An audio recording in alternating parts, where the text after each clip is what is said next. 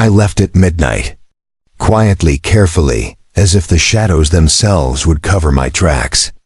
My kids were asleep, their rooms filled with the soft hum of dreams and breathing so steady it made the house feel alive in a way I would soon miss.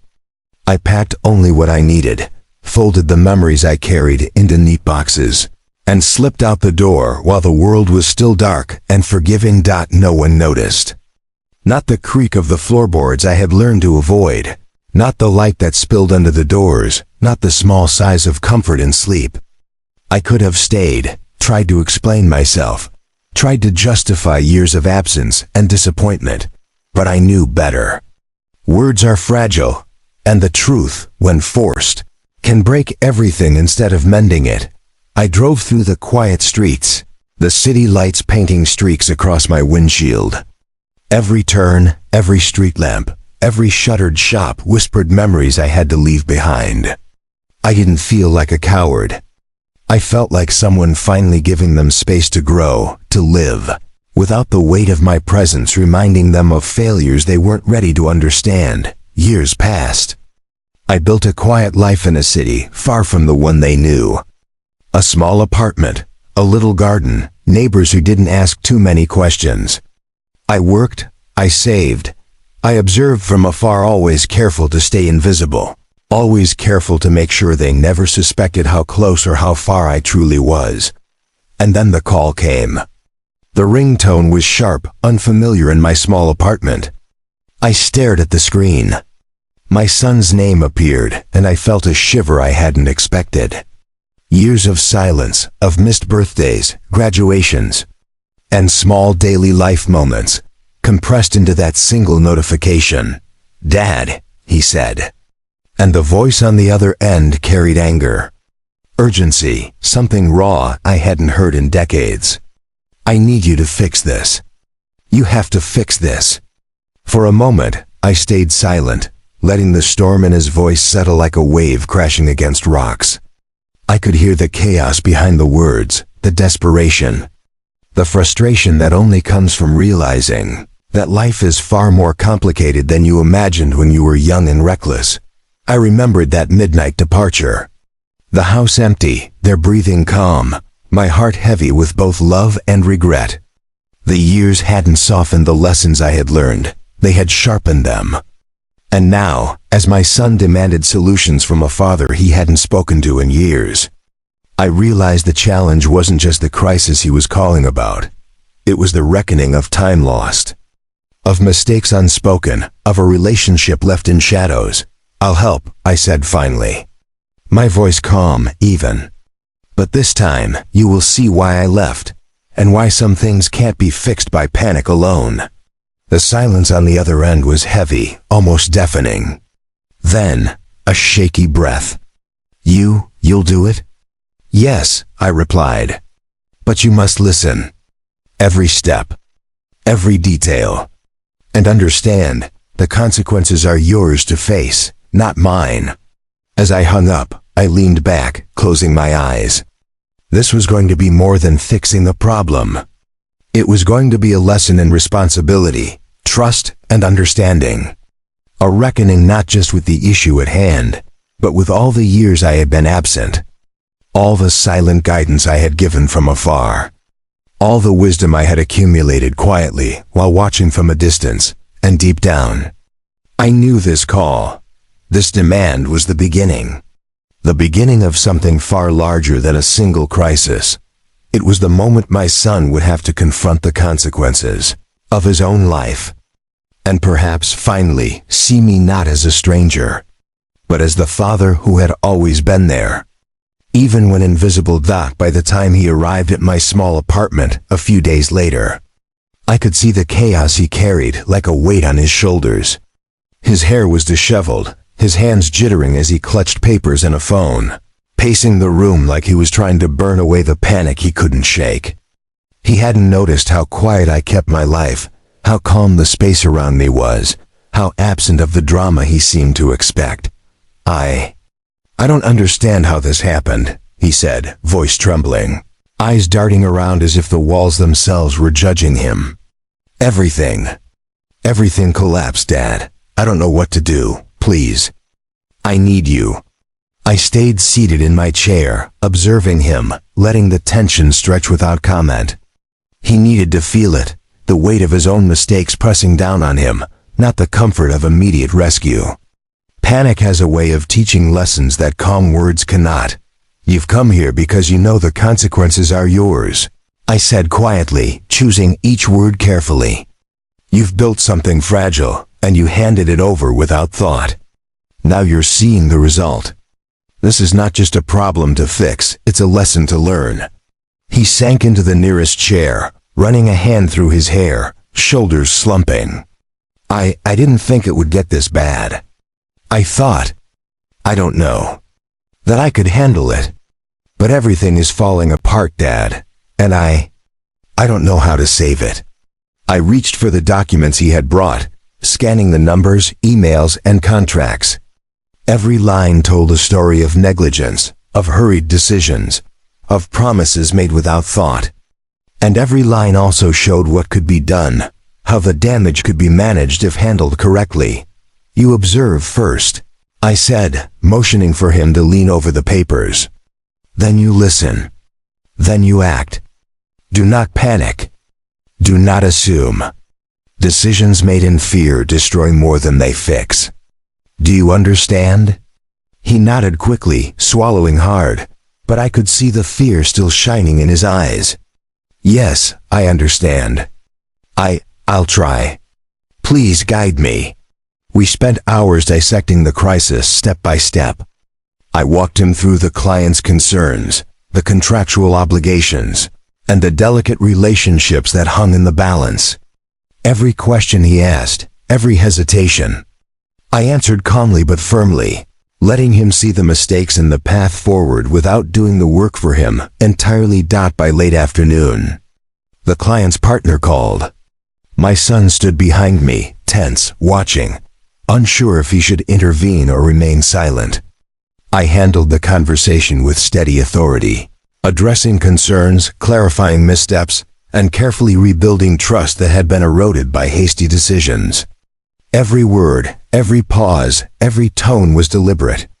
I could feel my son absorbing it all, silently realizing how much he had underestimated the weight of responsibility. When the call ended, I set the phone down and let the silence settle. The deal was salvaged. The client reassured. The immediate crisis contained. And yet, my son was pale, drained, trembling with a mixture of relief and newfound humility. I can't believe you just did all of that, he said finally, voice low. I don't even know what to say. Everything I messed up. You fixed it. I shook my head slowly. I didn't fix it for you. I guided it. You had the chance to manage this yourself and you didn't. Let this be your lesson. This is the difference between knowing the rules and understanding them. Between having a position and truly holding responsibility. He swallowed hard, voice shaking. I understand, Dad. I see it now. I thought leadership was about control, about telling people what to do, about titles. I didn't realize it was this. Decisions, consequences, trust, accountability. Exactly, I said, calm, measured, watching him closely. And this is just the beginning. The real work is not in today's crisis. The real work is in learning to carry the weight of every choice you make from now on. He nodded slowly, eyes wide with a mixture of fear, understanding, and awe. I need to rebuild. I need to make this right. How do I start? You start by taking ownership, I replied. Face every step, every consequence. Observe, learn, act deliberately.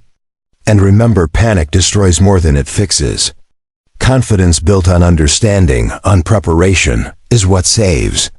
Not panic. Not shortcuts. Not relying on others to carry your mistakes. He exhaled shakily, finally letting his shoulders relax a little. Yes, I understand. I'll do it right this time. I nodded. Good, that's the first step. The next steps will be harder. The lessons will be sharper. But if you embrace them, you will begin to understand what it truly means to lead. He looked at me then, eyes glistening, swallowing hard. The realization had begun to sink in. Leadership is earned. Responsibility is heavy. And the comfort of a parent's guidance cannot replace the courage to face consequences. And I knew, watching him struggle to absorb the weight of these lessons, that the coming days would test him further than he had ever been tested before. But for the first time, I could see a spark of understanding forming, a spark that might, if nurtured, grow into wisdom. Because real growth doesn't come from saving someone. It comes from letting them see the consequences of their own actions, and then guiding them to stand. By the next morning, the tension had multiplied. The crisis my son had called about hadn't just vanished overnight, it had grown, branching into complications I hadn't anticipated. Emails piling up, phone calls from clients who sensed instability, and every mistake my son had made the week prior threatening to snowball into disaster. He hadn't just underestimated responsibility, he had ignored it completely. He stands in the corner of my small apartment, eyes wide, hands trembling as he holds his phone, like it might collapse under the weight of the world. "Dad, it's worse than I thought," he says, voice cracking. "The client, their partner, they're threatening to pull everything if we don't act fast. I can't do this alone. Please, you have to help." I remain seated at the table, calm, folding my hands, watching him carefully. Panic has a way of teaching, but it's the wrong kind of teacher if left unchecked. He needs to see the consequences clearly. He needs to see how recklessness and entitlement create crises, and he needs to learn that skill. Patience and understanding are the only way to resolve them. "Listen," I say, keeping my voice measured, calm, and deliberate. "We will handle this. But this time, you watch. You learn. Every decision, every word, every move must be deliberate. There will be no shortcuts. And I will not step in to save you from your own failures. You must face the weight of them." His lips part, panic flashing, but he nods quickly, almost desperately. "Yes. Yes, I understand. I'll try." I pick up his phone and scroll through the emails, contracts, and notes he's compiled. Mistakes and misjudgments leap off the screen. Careless wording, half-thought-out promises, and lapses of foresight litter every line. And yet, within them, there is a path forward, a structured, careful, strategic route to salvage what can be salvaged. The client's partner calls. My son hovers, tense, unsure whether to interrupt or remain silent. I take the lead. Every word I speak is deliberate, every pause carefully measured. I acknowledge concerns without overpromising, rebuild trust without sugarcoating past mistakes, and reinforce the competence that had been neglected. I glance at him, observing every subtle reaction. His jaw tightens, eyes widen, hands clench. He's seeing the difference between panic-driven reaction and calm, strategic action. This is a lesson in humility, accountability, and the responsibility that comes with leadership. Hours pass. Each conversation, each negotiation, each carefully drafted email is a step in the lesson I am giving him without words.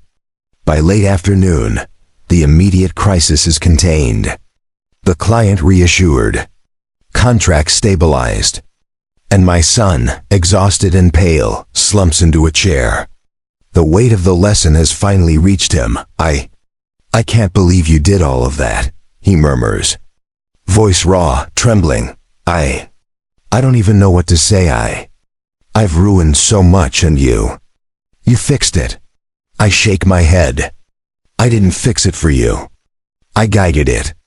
You had the chance to handle this yourself and failed. Learn from that. Leadership isn't about titles or money or ownership. It's about understanding consequences and being willing to act deliberately in the face of them." He swallows hard, voice barely audible. I see it now. I thought I knew what leadership meant. I thought it was control, influence, power, but it's about responsibility, about thinking before acting, about consequences. Exactly, I reply, calm but firm. And this is only the beginning. Today's crisis has been managed, but you will face others. You will stumble. And each time, the lesson will get sharper. The growth will get realer. This is how you learn to lead, not by taking shortcuts, not by relying on others to bail you out, but by understanding and owning your decisions. He exhales shakily, leaning back in his chair, trembling, finally allowing the fear to wash over him fully. Relief mingles with humility, a potent mix that will leave its mark for years. I need to do better, he whispers. I need to make this right. I want to prove I can handle it. I place a firm, steady hand on his shoulder. Then do it. Step by step. Every choice, every action, every consequence is yours. I will guide, not carry. Remember, confidence built on panic is worthless. Confidence built on understanding, preparation, and responsibility is what lasts. He nods slowly, finally breathing evenly, though his body still trembles. The reality of the lesson is sinking in. Leadership is not given. Authority is not inherited. Respect is not automatic. Every action carries weight, and now, he has seen that weight and felt it fully. As the evening light filters softly through the window, I can see him beginning to absorb the lesson. The panic has not vanished completely, but it has softened into determination. The reckoning is not over, but the foundation is laid. And for the first time, I see the man he could become if he embraces the hard-earned wisdom he's been given. Because lessons like this are unforgiving, but necessary. And now finally, he is ready to truly learn. The next morning, the city outside my apartment glows softly in the early light, but inside, the weight of the previous days still lingers. My son is sitting at the edge of the table, hands clasped tightly, eyes red from a night of sleepless reflection. He doesn't speak at first, he's digesting the lessons, letting the tension and panic of the last few days finally settle into understanding. You really left at midnight, didn't you? He says quietly after a long pause. I never noticed. I didn't even realize you were gone. I nod slowly, not out of pride, but because the memory is still vivid, the quiet of the house, the softness of the night, the careful decision I made to step away so they could grow, so I could let them learn without being a crutch. I did, I replied gently. And I left because sometimes the best guidance is giving people space to understand life on their own. His eyes widen, searching, almost fearful. I never understood. I thought you weren't there. I thought I didn't need you. And now, after everything, I see I was wrong. I reach across the table, placing a steady hand on his shoulder. You needed to make mistakes. You needed to face consequences. I stayed away not because I didn't care, but because true growth comes from seeing the results of your actions. Today, you've begun to understand that. He swallows, voice shaky, almost a whisper. I can't believe how much I've taken for granted. The way I panicked. The way I ignored responsibility. I don't want to ever be that person again. You won't be, I say softly, though firm. Not if you remember the lessons you've learned. Leadership, trust, accountability, they aren't earned in comfort. They're earned in moments of challenge, when you are forced to face yourself and the consequences of your choices. We sit together in silence for a moment, letting the quiet fill the room. The hum of the city outside is gentle, almost forgiving, and I allow myself a rare exhale. This is more than a business lesson, more than salvaging contracts or clients. This is the culmination of years of absence, observation, and patient guidance from afar. Now finally converging into clarity, he finally leans forward, resting his forehead lightly on the table, voice trembling. Dad, I don't know how to thank you. You didn't just save me from a crisis, you taught me everything. About life. About responsibility. About being a man who can lead, not just command. I smile faintly, feeling both pride and quiet sorrow. You don't need to thank me. You need to live it. Let these lessons guide you. Let the understanding of consequences shape your choices. And remember, there will be more tests, more challenges, more moments that will push you to your limits.